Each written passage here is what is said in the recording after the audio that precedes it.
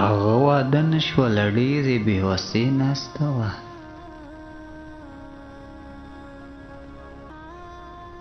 په دغه کور کې د مودو نه یو جینۍ ناسته وه.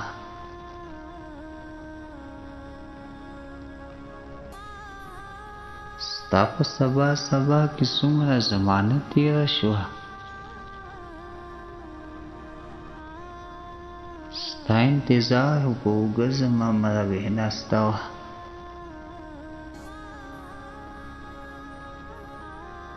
ما تېره کړې وه له کوره بهر شپه یو ځلې، خو تر سهاره پورې ور کې مې ابۍ ناسته وه. صادقه یار ته مې د زړه حال هم ونه ویلو.